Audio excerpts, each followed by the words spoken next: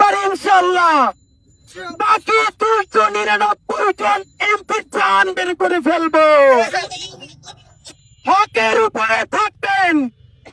অনেকে বলে সিস্টেমের মধ্যে ঢুকে সিস্টেম চেঞ্জ করতে পারবো না। সিস্টেম চেঞ্জ করতে যাবো আমি, আপনারে কে বলছে?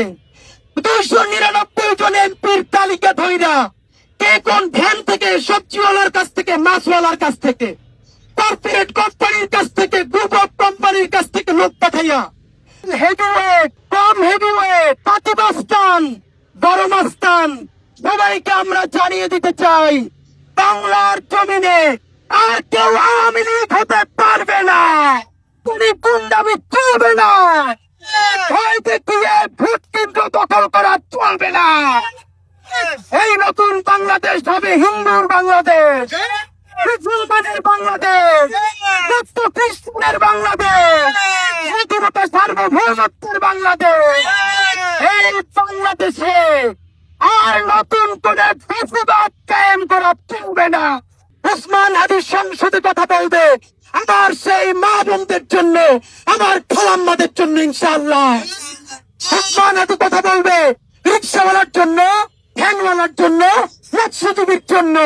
ওসমান হাদি ইনশাআল্লাহ কথা বলবে group of companies, corporate company যারা চাঁদা না দিয়া, শতভাগ ভ্যাট ট্যাক্স দিয়া হালাল ভাবে ব্যবসা করতে চায়, তাদের অধিকারের কথা বলবে ইনশাআল্লাহ। আল্লাহ যদি বাঁচায় রাখে, যা বলাই দেই, শরীফ ওসমান হাদির দায়বদ্ধতা সেই রিক্সাওয়ালার প্রতি যে আমার এইখান থেকে উঠাইয়া নিয়া ভাড়াটা নেয় না, চড়াই ধরে ভাড়া দিতে চাইলে চোখের পানি ছাইরা দেয়।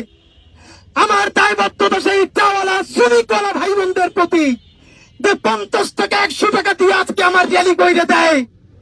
আমার দায়বদ্ধতা বাংলাদেশের সেই সমস্ত লক্ষ কোটি আমার মা খালা তাদের সন্তানদেরকে বলে ওসমান ঢাকা বসে কি করে, তোরা যে ঢাকার সাথে কাজ কর। সুতরাং এই ঢাকাতে আমার শত্রু কারা? যারা এখানে চাঁদাবাজি করবে, যারা এখানে মাদক কারবারি করবে, যাদের নাম বলে দিলে মাদকের ব্যবসা ধ্বংস হবে, তারা সবাই ঐক্যবদ্ধ হয়েছে ওসমান হাদিকে ঠেকাও। এই চাঁদাবাজি সিন্ডিকেটের সাথে জড়িত, যারা সেই আমলাতন্ত্রের মধ্যে জড়িত, আজকে সকল চাঁদাবাজের সেই গ্রুপ, মাফিয়াতন্ত্রের গ্রুপ, দখলবাজদের গ্রুপ এক হয়েছে যে এই ছেলে তো সবার নাম বলে দিবে। এলো খবরের কাগজ, নিখাদ, নির্ভীক, নিরপেক্ষ।